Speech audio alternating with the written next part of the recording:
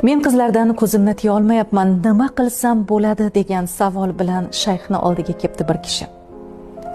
Shayx unga sut to'la idishni berib, bozordagi bir kimsaga olib borishni hamda sutning bir tomchisini ham to'kmaslikni tayinlabdi. So'ng uning orqasidan shogirdlarini birini yuborib, ko'chaning o'rtasida sut to'kilsa, uni qamchi bilan savalashni buyuribdi.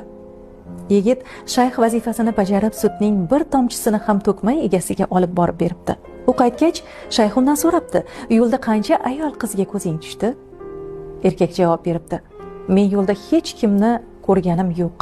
E'tibor ham bermadim. Sutni bir tomchisini to'kilsa ko'chada odamlar oldida savalanishimdan qo'rqdim" debdi.